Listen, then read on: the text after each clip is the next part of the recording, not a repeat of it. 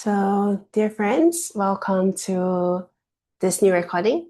And today we will be taking some time to explore a very interesting topic. Before we begin, as usual, let's take a few moments to arrive. If you are new to this channel, our Kindle Space channel, and our videos, usually we will begin with a short breathing practice. And so I invite you now to find a comfortable seat wherever you are at.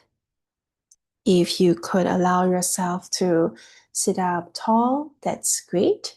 We will practice conscious awareness, which means that we do not have to rush to close the eyes.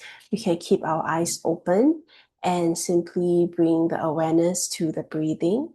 So as you are seated on your chair or on your bed, on your sofa, allow yourself to feel the weight of your body, to feel gravity in your body. And if you have your hands resting on your knees, or you have your feet on the ground, or your feet resting on the sofa or on the bed, you can also feel gravity inside your body, resting and pressing down into this surface. Allowing our breath to come in and out from the nose, we can practice very simply allowing the awareness to meet the breath at wherever it is with these very simple words.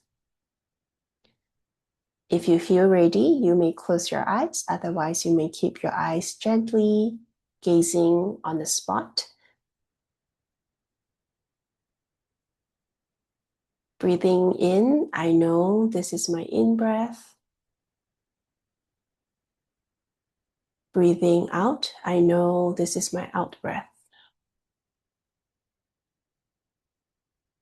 In-breath, out-breath. In, out. And we allow ourselves to dwell and enjoy our breathing in. We keep following the breath in, and we follow the breath out, out. In, in, out, out. We begin to allow our breathing to flow deeply into the lungs, transforming into energy for every cell in our body. And when we follow our breathing out, we can notice the breath coming out from the lungs. Breathing in, following my breath from the beginning to the end. Breathing out, following my breath from the beginning to the end. Following my breath from the beginning to the end. Following my breath from the beginning to the end.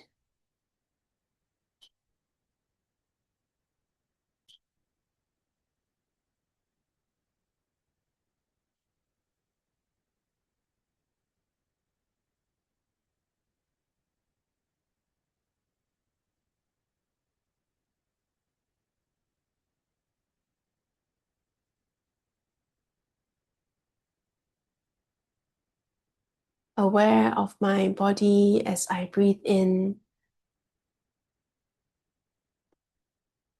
Aware of my body as I breathe out. Aware of body breathing in. Aware of body breathing out.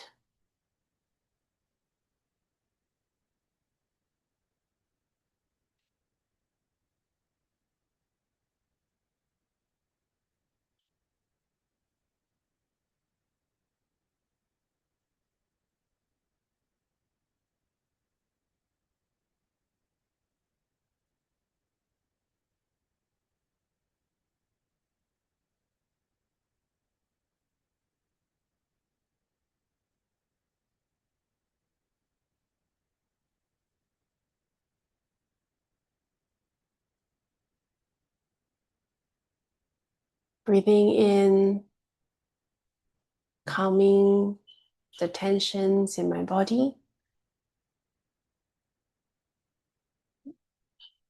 Breathing out, I smile to the tensions in my body. Calming the tension, the tightness, feelings, emotions.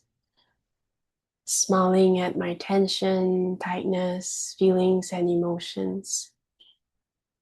Recognizing that feelings and thoughts come and go like clouds in the sky, like birds flying in the sky. There is no need to hold on to these clouds or to chase after the birds. And similarly, we can allow our thoughts and our feelings, pleasant, unpleasant, tension, tightness, neither pleasant nor unpleasant feelings, neutral or mixed emotions to pass.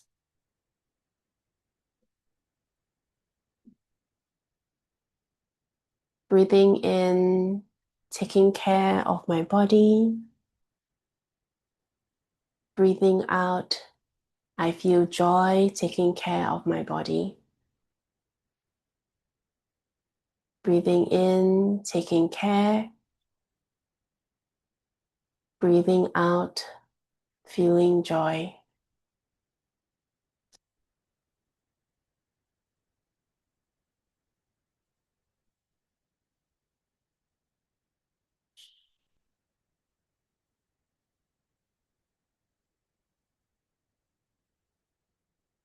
Breathing in, I know this is my in breath. Breathing out, I know this is my out breath. In breath, out breath. In, out.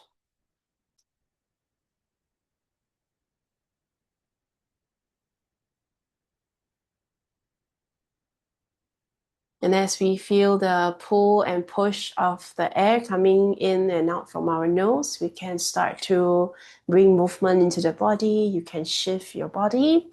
You can shift your toes, your feet, your hands. You can stretch your neck and your shoulders. And for those who have been closing your eyes, there is no need to hurry. Take your time to slowly blink your eyes open to welcome the light in. So thank you, friends, for practicing and breathing together, no matter where you are watching this, whenever that may be. Today is the date of 7 April. We are in the year 2026. And in this virtual room, we are practicing breathing together, and we are going to talk about this topic called breastfeeding. Unlearning and relearning what we know about breastfeeding.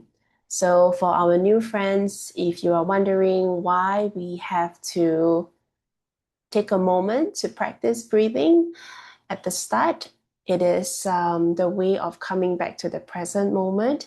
To be honest, breastfeeding, parenting, motherhood, or life in general, it can feel like we are being pulled in many different directions, but the more dispersed or the more divided we may feel on the inside, the more busy we become, the more important it is to learn how to sit down, to breathe, and to find a moment of peacefulness for ourselves. And simply because we know that there is the science of co-regulation and re-regulation, learning how to re-regulate ourselves by coming back to the most important resource that we have. It's just right underneath our nose, literally underneath our nose. It's our breath. It's that simple, but also very difficult. So I hope that you have enjoyed the breathing exercise earlier on. You have noticed that we always start with breathing in. I know this is my in breath and out breath. And then we go through the following of the breathing. We go through finding and being aware of the body, because the science now has been showing up that for human beings, we are also a kind of mammals. We are sensorial beings. We have senses in the body: touch, taste, smell, listening, hearing, watching, looking, feeling, thinking. So sometimes we forgot to take care of the body, and that's why our brain, our mind starts to wander off into 10,000 directions. And so coming back to the body is the first step of finding our inner safety and grounding ourselves. And what it means by grounding ourselves: G, ground; G, gravity. There's a relationship there. So feeling the gravity in the body, feeling like we are connected down to the earth. We're not floating around in the air like the cloud or the birds. And then it will end with breathing in and breathing out again. So this is usually how we practice. And you can try it yourself. It's like a hamburger, right? The top and the bottom is the same. And the in between you can explore, coming back to the body, taking care of your emotions, etc. So now we're going to come into our practice today of learning together. So as we learn together, before I share my slides, I want to show that I have one more virtual friend with me. It is a timer. So in our session, we also try to take a break every 15 minutes so that we can cultivate the practice of pausing. It is very similar to our breathing exercise, right? Because we are so used to running and being busy, sometimes we get even more confused. We try to ask for answers everywhere, look at ChatGPT, Google, social media, but we find that we feel even more lost than before. So we will practice stopping and pausing as well.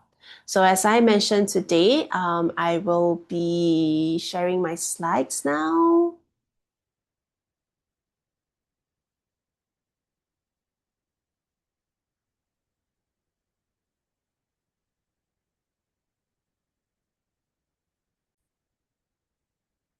So today's session will be about unlearning and relearning breastfeeding. So for those who have been wondering, why are we talking about this? It's or who am I to even share about this? It's I'm just a human being like you who happens to read a little bit more about motherhood, parenting, birth, and just so happen is a doula and a breastfeeding counselor, and just so happen is also a prenatal and postpartum yoga teacher offering classes for little babies as well. And just so happen that I also read up a little bit about offering infant massage with the Association of Infant Massage. And just so happened that I'm just very curious. So I wanted to offer today's session as how do I say, unlearning and relearning breastfeeding, because even for myself, every day I'm learning new information, and I am sharing mostly from what I've learned. As a mother of three, I've breastfed my girls, all of them, collectively in total about 7 years. Yep. On and off. When I'm pregnant, I didn't feed them because I had breastfeeding aversion. But otherwise, I was feeding my children together with evidence-based information and knowledge. I wanted to offer this session for us. So before we begin, I always share this cute little pie chart. So this cute pie chart shares that in the modern world nowadays, we have many kinds of information, and we have to be able to identify where they're coming from. So I identify them as the 3 I's. The first I is information, which is Google say, but now it's like ChatGPT say, books, experts, doctors. So I is like the logical information. Then there's the other I. The second I is influence. So influence, it used to be like, oh, my grandma say, oh, in my auntie say, my mother say, but now it becomes social media say, my friends say, culture, society, religion, the place that we live in. And then the last I is intuition, which is the gut feeling. You kind of have a hunch, a sensing, a primal instinct. And then for us, I put a little star in the middle because amidst all these three I's, how do we find a balanced approach to the decisions that we make? It's not about how much information that we know, but it's about how to be savvy with the information presented to us. I always encourage our friends to put your hands on your body when you receive an information. We can put aside the critical thinking. We can put aside the analysis, but we can just feel, use the body to feel, hey, does this information, this thing that I'm reading or watching, does it nourish me? Or does it make my heart beat faster in an unpleasant or pleasant way? Or maybe not pleasant or not unpleasant. It's neutral, is also a feeling. So it's learning how to use our body to process some different information presented to us. And before I go further, like I said, in all of my classes and in the studio as well at Kindle Space, is never ever let someone tell you that they know you better than yourself. I mean, I can say that because I've been through that path as well. I always try to look for experts. I always try to look upwards for answers, but I realized eventually that the answers are all within. So a framework that I often share to let ourselves get in touch with our own inner wisdom, balancing the logical mind, the information influence, and coming to terms with my own intuition is the brain framework. So this brain framework is very common. If you find it on Google, there's plenty of variations, but this is the variation that works for me. And if it works for you, you can use it. If it doesn't work for you, that's okay. You can find your own framework. So B stands for benefits, R stands for risk, A stands for alternatives, I stands for interval, and N stands for next best thing. So benefit is simply asking, what are the benefits of doing this thing? How would it benefit myself? How would it benefit my child? How would it benefit my family? Risk is what are the risks involved? And similar, the risk to myself, risk to my family, risk to my emotional wellness, risk to my rest, anything, right? Alternatives. Are there other parents in the same situations? And what other ways were they able to navigate this situation? So this alternative can be asked to a healthcare provider. It can be asked to ChatGPT. You can even use ChatGPT to ask this for alternatives. It can be used for friends and families as well. It can even be used for yourself. So I stands for interval. Interval is one of the biggest thing for me because it's in line with what we practice at the start of the recording, taking a pause, taking a time out. So can I have 2 minutes to step out, to breathe and just come back to myself? Can I have 5 minutes before I make this decision? What happens if I wait for 1 hour? What happens if I wait for 1 day? So having this interval offers us the space to step back, look at the bigger picture and look at ourselves. One thing for sure, as we already know, it's decisions that are being made in a hurry may not always be the best decisions. So that's I. And finally, next best thing. The next best thing is decided by you. You take the autonomy. Is that the word? Autonomy? You take the power back to decide what's the next best thing after you have sat down, given yourself enough space to think through, feel through, sense through the benefit, risks, and alternatives. And then once you decide to do the next best thing, we don't look back. We go with the flow and then we go ahead with the decision that we have made. So why that's important is because sometimes people would be wondering, oh, I wish I did that. What if I should have. But then the thing is, it's already in the past. We cannot change the past. We cannot predict the future. So since we have decided to do the next best thing, then we will just continue to do it. Okay.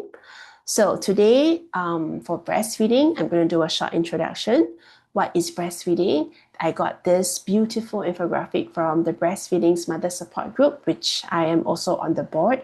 It is a charity for supporting breastfeeding mothers. It is about 30 years in Singapore now, and it was first established by a pediatrician who 30 years ago already saw the need to bring back breastfeeding. As far as I know, I could be wrong. I say this many times. CMIIW. Correct me if I'm wrong. Please correct me if I'm wrong. I read recently that in Singapore, the breastfeeding rate is 3.3% from 6 months onwards, which it's surprisingly and low. Irregardless of what World Health Organization says, every mom deserves a choice in breastfeeding. And so that's why you can be watching this pregnant or postpartum. And if you're rewatching this, you never know if there may be new insights for you. So coming back to breastfeeding, how it works, it's when the baby latches onto the mother's breast, a part of the mom's brain, which is our pituitary gland, will release the hormone oxytocin and prolactin in the body. So these hormones work together like a cocktail to release milk for the baby. And this creates a demand and supply curve where there's a feedback loop. The more baby feeds and the more milk the mommy will make. So then oxytocin is also commonly known as the love or happy trust hormone. It can help the breast milk to flow from the breast. It will help the mommy to feel close to the baby and creates trust inside. Prolactin is a milk-making hormone. We have also known that prolactin has an effect on progesterone, which is a mood stabilizer. So that is why sometimes postpartum, there could be some mood fluctuations as well. Now, what we practiced earlier at the start of the recording, that is to support oxytocin as well. When the body is calm, oxytocin can be produced. The opposite of oxytocin is adrenaline. Adrenaline is an inhibitor of oxytocin. So when you're on fight or flight, when people are working and trying to pump milk, when people are trying to multitask, when they are feeding their baby, even though their mind or they tell themselves that no, I'm not affected at all, but actually hormonally, there is already some chemical changes. So thinking about how we can support ourselves when we are breastfeeding, can we put everything down and just focus on yourself and your baby, okay? We also know by now, which is also why 30 years ago, the pediatric doctor started Breastfeeding Mother Support Group, is breastfeeding can help to protect baby, especially in a modern country, society like Singapore, where many babies may have to go for infant care or child care because parents have to go back to work, or maybe they have like multiple playdates downstairs within where they stay. We know that breastfeeding can create antibodies, can create probiotics, can create melatonin. I will allow you to pause the recording and read through the infographic yourself instead of me reading through the slide. But one thing that we know is baby saliva triggers and create this feedback loop for the mother's body to create what it's needed for the baby. And I think that's pretty amazing. So when a baby breastfeeds, the saliva will tell the mother's body to make specific antibodies in her milk. And as far as I know, again, correct me if I'm wrong, the latest research has also shown that for moms who are unable to latch and they pump for the babies, being in the same room, being able to smell the pheromones from the baby, there is still this cross regulation and cross stimulation, even if the baby doesn't touch the nipple directly. But of course, if it does, then it's a more straightforward feedback loop. Now let's talk about the size of baby's stomach. By now, we already know that the baby's stomach is very small when they are first born. So on day 1, it's only the size of a cherry, 5 to 7 ml. Day 3, it's about 22 to 27 ml. 1 week later, about 45 to 60 ml. And then 1 month onwards, which is 4 weeks later, is about 80 to 150 ml. So then what brings us to question some of the way that social media, even hospitals, midwives, or baby nurses, when they offer like 30 ml of formula or top up milk, donor's milk to a baby that is less than 3 days young, it really makes us wonder, is that the best suitable way? And sometimes we will have this common comment, oh, baby is still hungry, baby didn't drink enough. But is it really true that baby didn't drink enough? Or is the baby looking for cuddle comfort? Is the baby looking for the mother's smell, the father's voice, the rocking sensation, womb-like sensation when the baby was in the womb? Because, when the mother is moving and then like the baby is also bouncing and swaying. So we have learned that it is true that there is no need to overfeed the baby. And then if we notice that the baby is very uncomfortable or cranky, there could be other underlying needs that have to be met, like maybe muscle tension, or maybe too cold, wet diapers, something like that. Yeah. Now, I'm going to share with you the top 10 facts of breastfeeding because there's a lot of information out there. And I recognize there are also a lot of information out there. So this is just 10 facts. There are many more. And I hope that from there, you can branch off to learn from your own experience or to gain more insights for yourself.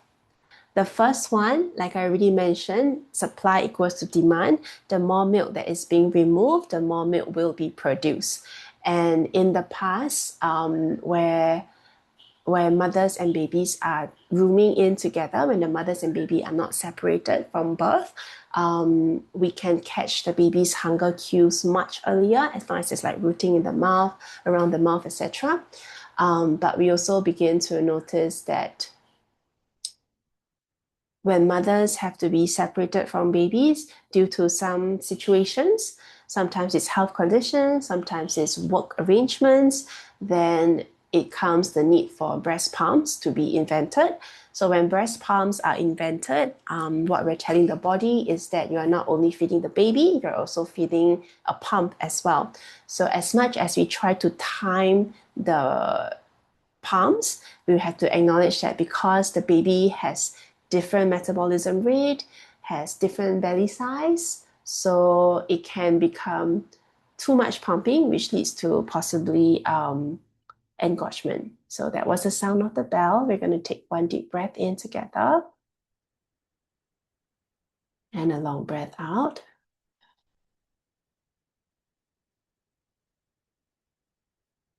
Following the breath from the beginning to the end.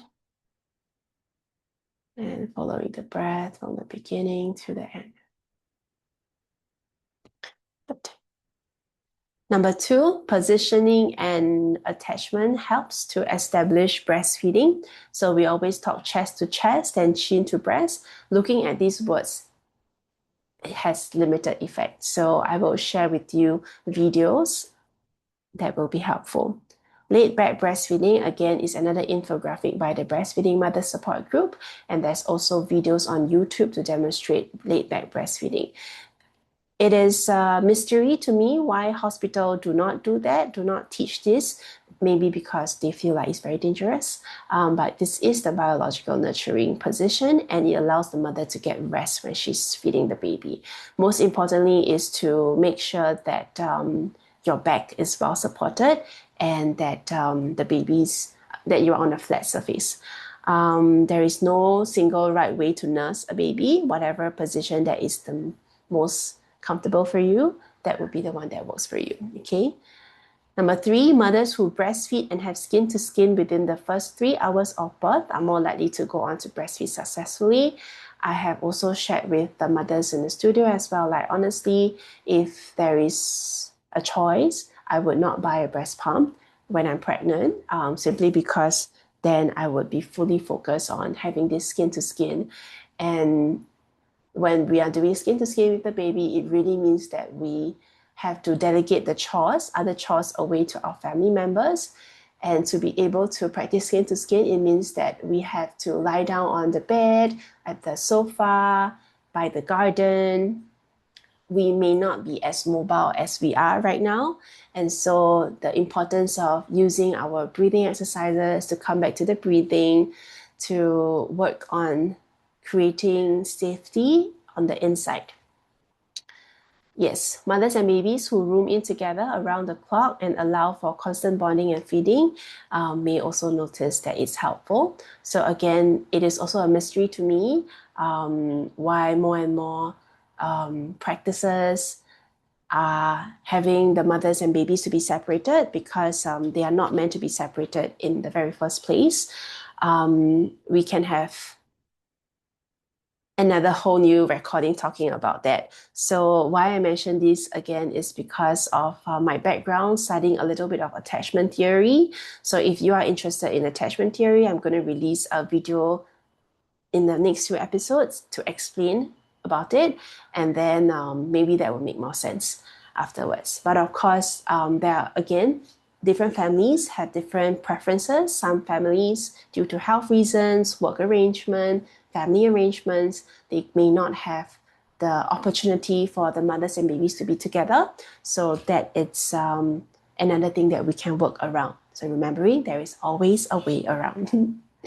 Number four, before I go to number four, the power of touch. So when I mention skin to skin, we have this thing called the kangaroo mother care. It is usually offered for baby in NICU, and it has been proven. Improved physiological stability, the baby's temperature, heart rate, oxygen saturation all have positive scores. It's improved breastfeeding rates and so much more. What is interesting to me is that kangaroo mother care is offered for babies who are in NICU or intensive care unit, but why is it not offered to normal babies? And going back to what I said about attachment theory, look out for the next episode when it arrives, okay? Now we go to number four. The best way to prevent engorgement is by feeding the baby frequently. I cannot emphasize this enough. Watch the baby, not the clock. Sometimes we see many people, many practices, maybe even like professionals recommending to feed the baby for every 2 hour or 3 hour, by recognizing that when the babies are in our womb, they take and consume as and when they want. They don't have sun and a moon inside the belly. They can't tell day and night, right? So then they are already kind of like wired in this way to eat as and when they want. So when they come out, the early first, I would say first 6 weeks postpartum, post-birth, you will notice that it's very hard to predict their feeding pattern because there is no pattern. And the earlier we can accept that there is no pattern and we can go with the flow, then the more easeful we can be on the inside as well, instead of like, oh, my baby is not feeding every 2 hours. Oh, is my baby something wrong? Am I not doing enough? Maybe I'm the one that is something wrong. But actually recognizing that biologically it is normal for the babies to not have a pattern. If they are directly latching on you, they can be latching on you, they can be falling asleep on you. They can be latching for up to 20 hours a day, and that is also normal. It's not going to last forever. Looking at my children now, they don't even want to be with me for 20 minutes. They want to go to the playground. So the tough times will pass like clouds in the sky, even if the clouds are a bit heavy and they are here for a long time. But just take a moment, sit down, breathing in and breathing out. You can do it. Yes. More infographics. Again, I will put this infographics into the description. You can view them, download them. It's also available in Chinese. I think it's also available in Malay as well, if you want to share it with family members. Number five, most babies need at least 8 to 12 feeds in every 24 hours. Some babies feed even more. There's a typo there. It says avoid artificial nipples. Artificial nipples refer to pacifiers, milk bottles, etc. Once again, it is according to every family's preference, but biologically, as we spoke, if we do the math, if a baby feeds 12 times a day out of 24 hours, that's roughly around 2 hours feed, right? But how the feed is being timed is from the start to the start. So let's say baby starts to feed at 12 p.m. for 20 minutes on one breast and taking a short break, change diaper in between, and 20 minutes on the other breast. Baby would probably finish latching about 12:45 p.m. And then the next feed would possibly be about 2 p.m. or even sooner, 1:30 p.m. But like I said, we don't watch the clock, we watch the baby. If you want to do all this counting and calculation, then it creates so much more stress.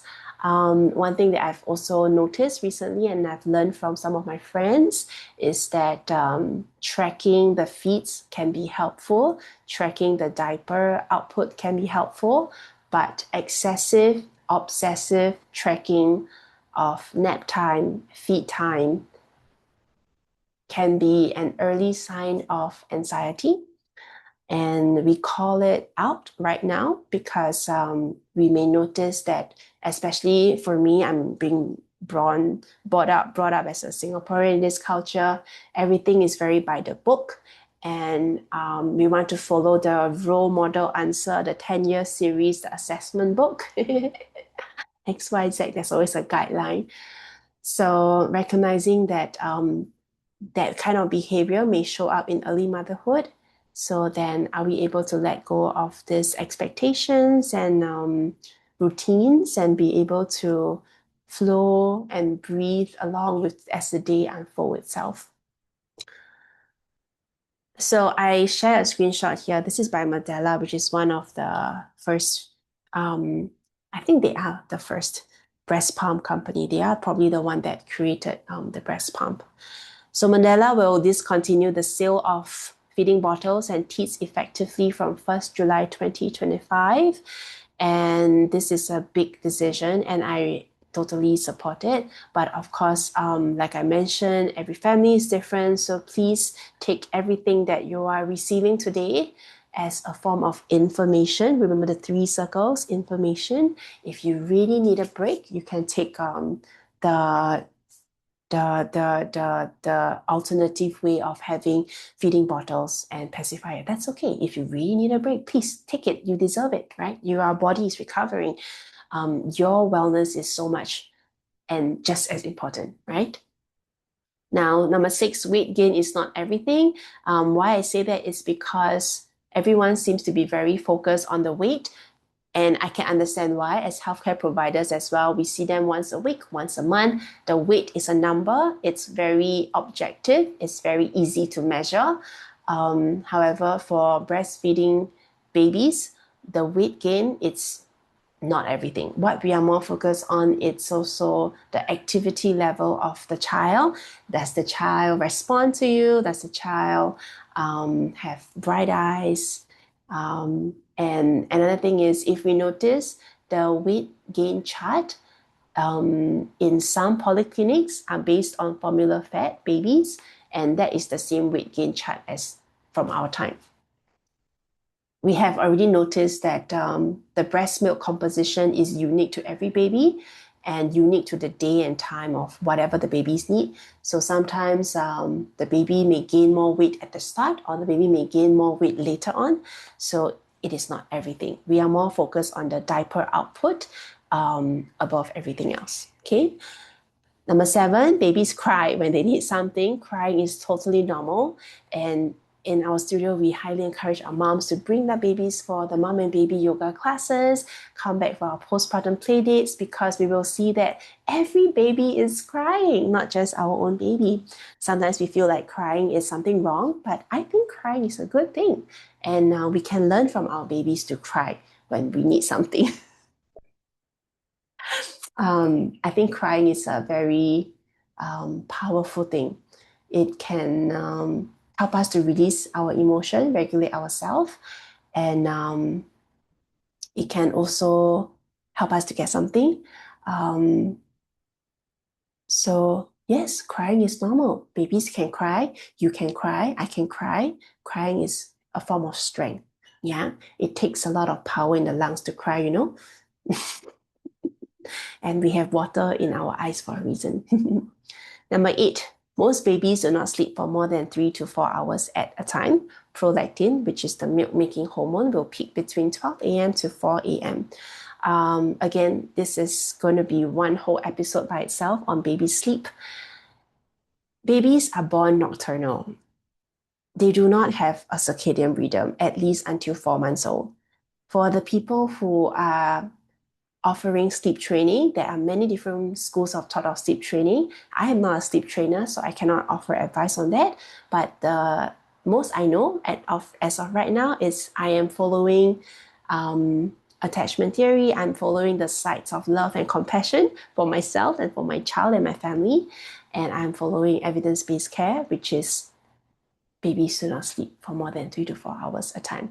When they say that babies sleep through the night, it could probably mean they have the last feed at 7 p.m. and then they wake up at 11 p.m. and then they continue to wake up through the night. That's what it could mean, sleep through the night. Please do not just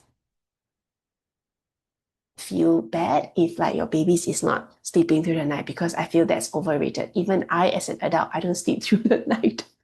I'll be watching YouTube, use my phone and social media. I'm just kidding. I have worked on those habits and I'm doing much less now. Giving the baby unrestricted access to the breast from birth will prevent or reduce engorgement. We've already talked about this earlier on. One of the ways that the babies really can find comfort is by coming back to the mother. Please do watch out for my next episode, okay? We'll talk about attachment theory.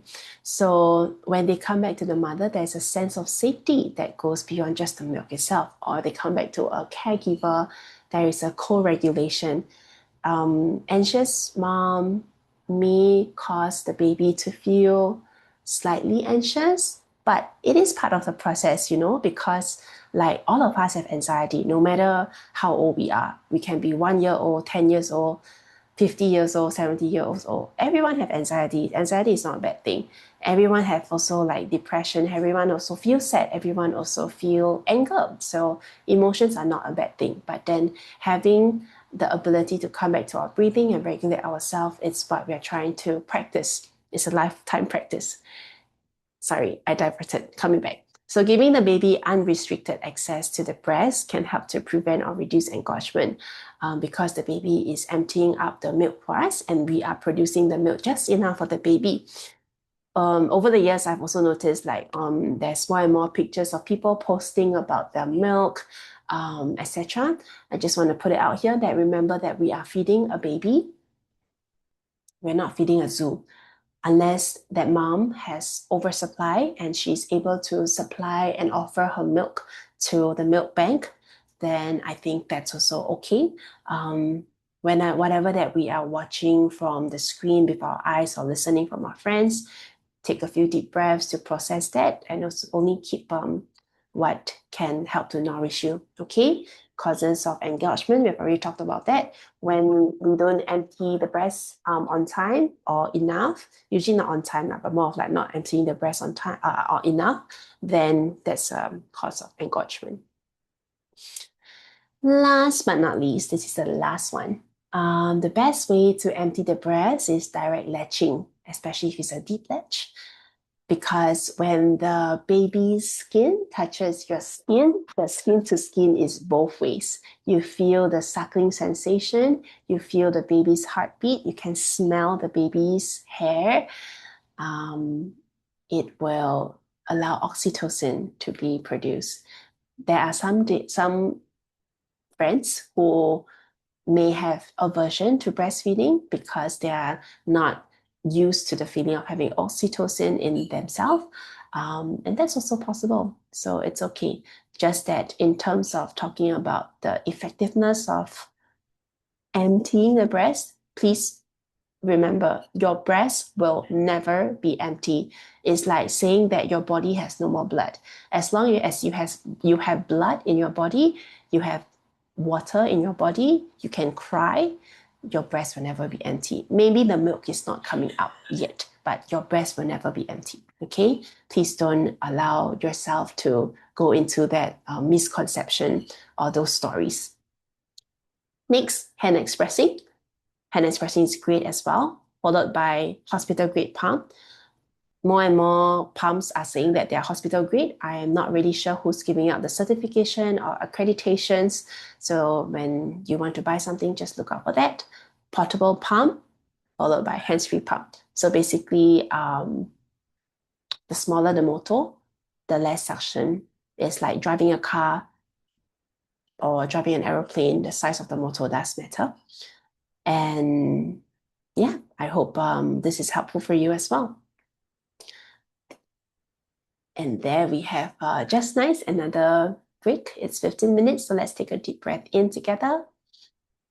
Breathing in, I know this is my in breath. Breathing out, I know this is my out breath. In,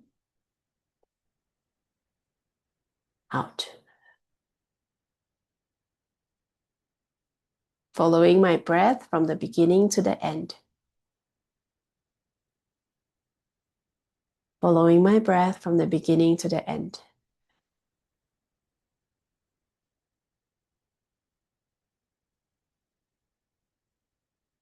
Breathing in, this is my in breath.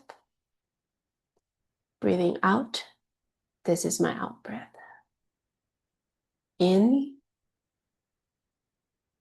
out.